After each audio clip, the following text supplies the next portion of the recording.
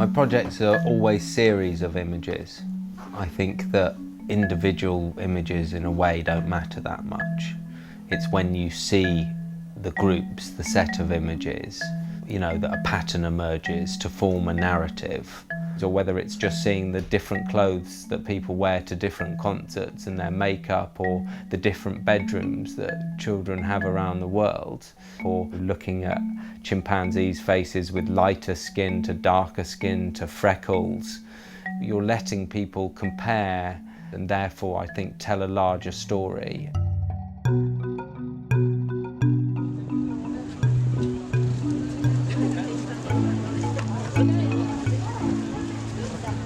I'm James Mollison, I'm a photographer. I live in Venice, in Italy. I studied documentary photography. I suppose where my heart is the books that I do. And then I also do commissioned and some commercial work. I got here because I went to Fabrica. Fabrica is a centre for creative research, funded by Benetton, where they also have Colours magazine. It was started by Oliviero Toscani. And it's really this place that's kind of halfway between a college and halfway between an agency. I got there, just a good friend was there, and my friend said, do you want to come out and visit me for the carnival? And I came and ended up meeting Oliviero, and he said, oh, you want to move to Italy? So yeah, I moved out to Italy a couple of weeks later, and I've been here getting on for like 10 years now. I felt that for the first couple of years I didn't really create anything that was any good until we started to work on colours, and then that was a moment where we got to travel to some interesting places and began to do some interesting work photographically. The first one was, I think, going to the Locoli refugee camp, and we went to that camp and we spent 3 weeks in the camp, and I think made a kind of quite a solid body of work. I then would work on other, from other issues, from the prisons issue to old age to, taking pictures, and I think each one was kind of went in depth into these communities. I've just started to work again with colours with Patrick Waterhouse. He's the art director and I'm a consultant creative on it. The last issue we were in Libya, looking at how the rebels have been customizing their cars. What do you do when you're a rebel army that doesn't have any tanks? You're going up against Gaddafi. I think we're looking at trying to do the magazine which becomes more socially engaging again. Getting a little bit some of the fun back into colours as well as it being serious. The projects that are most important to me, and I think the most interesting medium as a photographer for showing stuff, is the book. And I learned quite early on that getting people to commission you to do your ideas just doesn't happen. So I found that the best way is just to do it yourself. And the first project that I did was James and Other Apes, which is 50 portraits of the great apes, chimpanzees, gorillas and orangutans. And that had really just come from an observation. I'd been watching a wildlife program on primates, and I was looking at them and I was thinking, God, their faces are quite similar to our own. And then I was thinking about how actually with animals, in general, you tend to think of them quite generically, not as individuals. So I thought, I wonder if I apply this idea of the passport photo, I wonder if you'll see them as having different identities. This was a little Aaron, who was an 11-month-old chimpanzee, Katie. She had been kept in a box by a hunter for the first few months of her life, and she was like seriously disturbed. The project took me about 3 years, although probably only 5 or 6 weeks actually taking pictures. It was getting the permission that was very difficult, because I didn't want to use long lenses. I wanted to be in with the animals. I wanted there to be an intimacy within the portraits. And then with some of the gorillas had been re-released into the wild, so I'd had to trek in Congo to find them. All of the apes that I photographed, except for 2 of them, had their parents butchered in front of them for the bushmeat trade or for the live pet trade. So there's this second reading which is about their plight.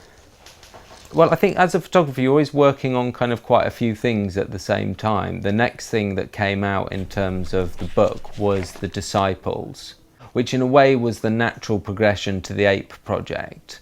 I think with the apes, I'd been kind of interested in looking at individuals within groups of animals, whereas with The Disciples, I wanted to look at how individuals formed groups to create an identity. It's 58 montaged pictures taken outside concerts around, mainly in the UK and America. And I tried to kind of cover all genres, you know, and kind of give a real sense of the kind of the different people that listen to music. This is probably my favourite image, which is Rod Stewart.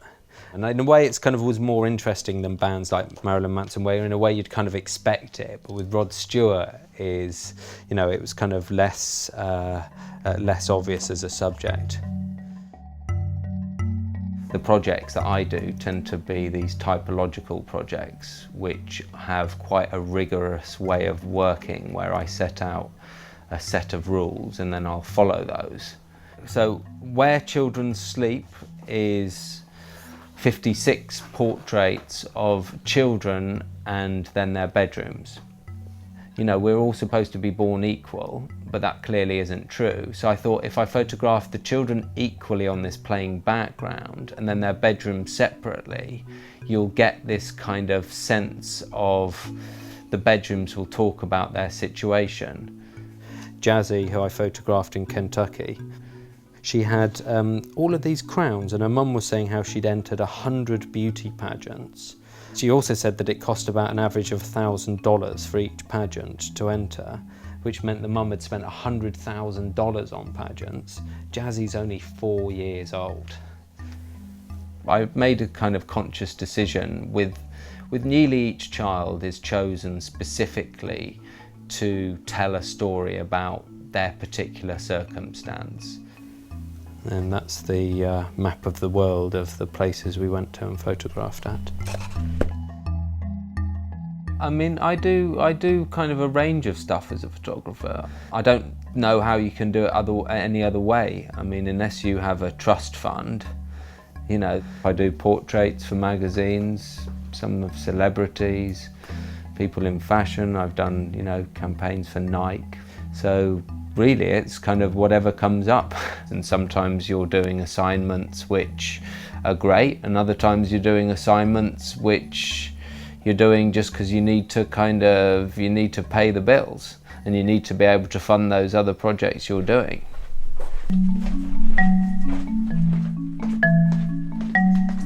So we're going out to visit the Dadaab refugee camp in Kenya, close to the Somali border, which has been in the news a lot. The white backgrounds, if we've got the space. They're talking of a new famine. They're calling it the worst humanitarian disaster in the world right now, affecting Somalia, Ethiopia, Sudan and northern Kenya. When Vice asked me to do something about the news, something that was happening, I thought, let's go and see, let's try and see, learn a little bit about these people. You know, I don't know what this is going to be like. And I've been in refugee camps before, but I've never been to an actual famine situation. So for me, it's going to be a completely new experience. The UNHCR have told us that you need to have a permit to go in. We haven't got that. You know, so we're going to be, you know, we're just going to be seeing what happens on the ground. Ladies and gentlemen, welcome to Nairobi.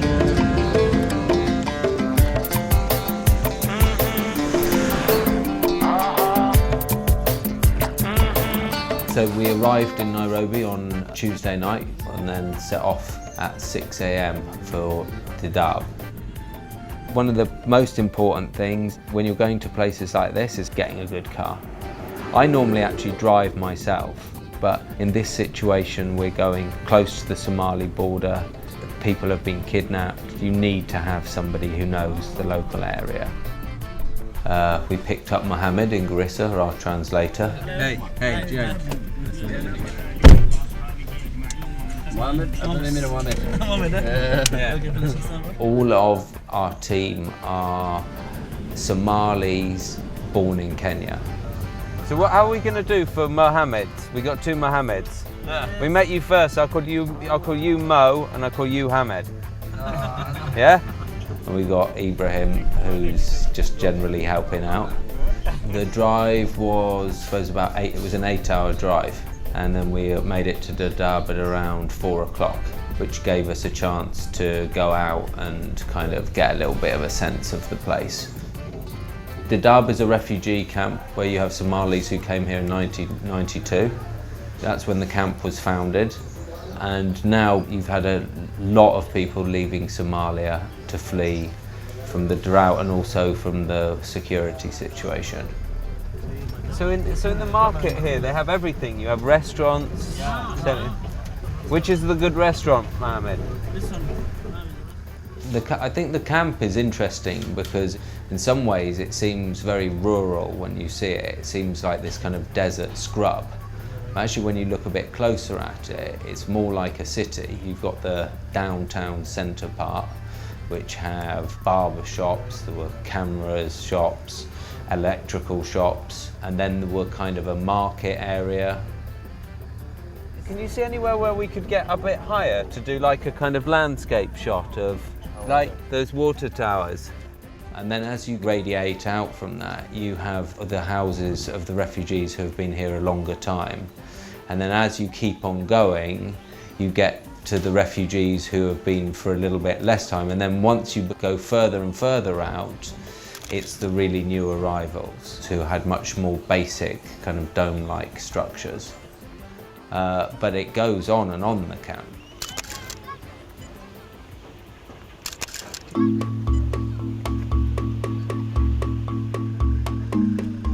The next morning, the first thing we did was go to MSF, who had arranged the permit from the Kenyan government.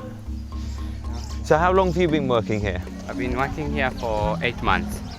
As a doctor? Yes, as a doctor. Tell me a little bit about the camp. How big is the camp? As of now, UNHCR estimates to be about 370,000 inhabitants. 370,000. How big is it supposed to grow? What is the forecast? Due to the trends that we are seeing now, we expect that by the end of the year, we'll have more than 500,000 inhabitants in the 3 camps. Yeah, way beyond its capacity. So Dadaab was originally built for less than 100,000 people, and while we're here, apparently 1,000 refugees are arriving each day as an average.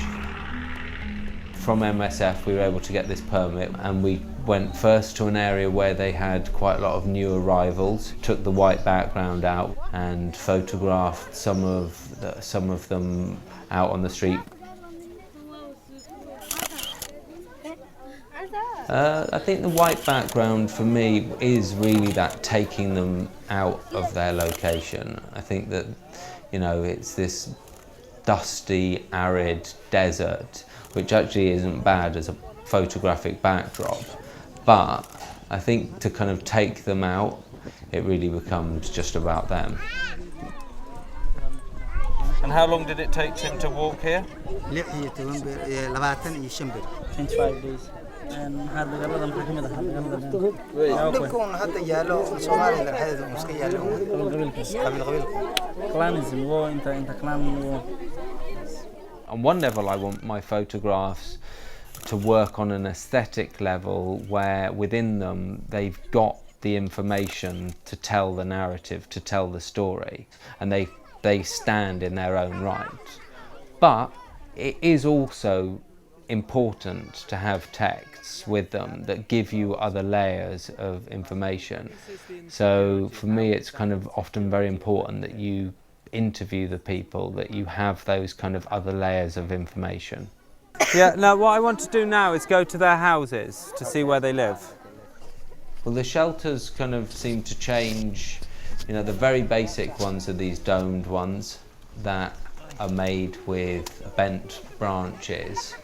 You go in and just to see how few possessions people had. I mean, I did ask one of the guys what he brought, and he said, you know, he couldn't bring anything really. He just brought the clothes on his back and came with his children. Yes. How's it going? Where did you learn English? Yes, I've learned. At school? Yes, so What do you want to do when you grow up? I want to take USA. You want to go to the USA? I come from USA. No, I come from England. And you? I was born in here. Born in the refugee camp. So are you Somalian or are you Kenyan?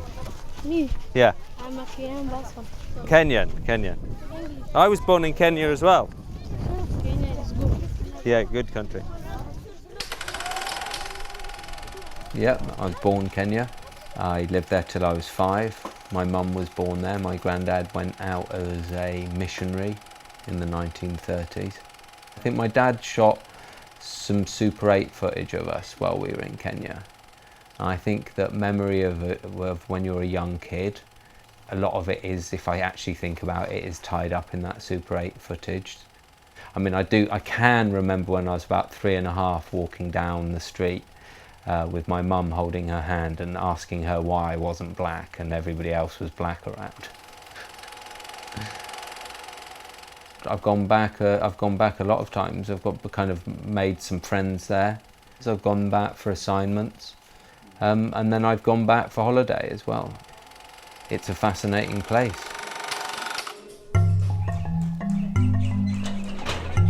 So the next day started by going back to MSF, and MSF showed us around the hospital that they're running at the camp, and we saw some incredibly malnourished babies. magaca Habibi. Habiba. Habib, James. What's your wiilka magaciisa son's name? Hassan Farah. Yeah. And when did she arrive in the camp? Goormaad qaxootiga imaatay? Last month. And how far did she have to walk to get here? Build on. I think that I felt that what tried to do through these portraits and these interiors is give a sense of this camp. So to give a sense of people who have been here the 20 years, some who've been here a shorter time, and some people just a month or a few days. I think that within that story, this mother with her baby that is so close to death is an important part of the story of what's happening here. And it felt right, and it felt as though it was needed within the series. And why did she leave? When did the last rain come? 2 years. 2 years. And that was pretty tough, really. And I didn't really feel as though it's the moment to kind of, trying to take a picture, but I think it was important, and the mum wanted it. And then the mother also, I think, seeing the Polaroid, she was happy about that. I'm always slightly uncomfortable about these situations because I think that there can be this very negative view of Africa. I mean, often it's the image that we see. We see the famines, we see the wars, we see the bad things that are happening. And I think there's this paradox between, on the one level, promoting this idea that journalists do of Africa in a place of need, and charities do it, of course, as well, and being part of that. But then there's this other thing where actually Africa isn't reported on enough. But I do think it's important to show different things that are happening, because I think I see it more as like you're throwing into the debate.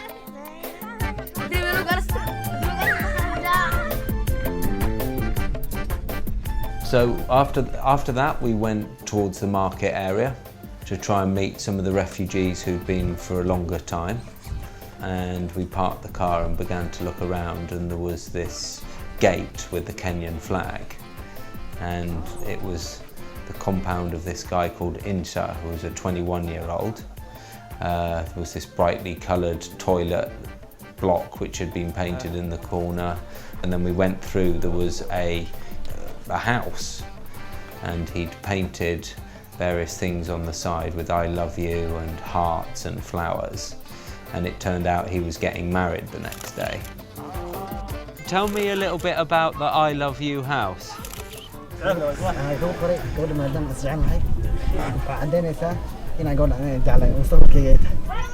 What's her name? Her name is Fami. She wants to take this one. Okay, give her. He'd come to the camp when he was just 2 or 3 years old, and he's going to be getting married to a girl also from the camp the next day. So thank her very much. Thank you. For me, that is one of the most amazing things about being a photographer. I perhaps wouldn't have gone there on my own, but to be asked to go there, you know, it gives you a reason. I always feel incredibly privileged to be able to go into a situation like that, but you know, I'm allowed to leave it. You know, I've got that passport, I can fly back to Europe. Perfect. Yeah, we can call it a day. You know, photography is this key into experiencing the world.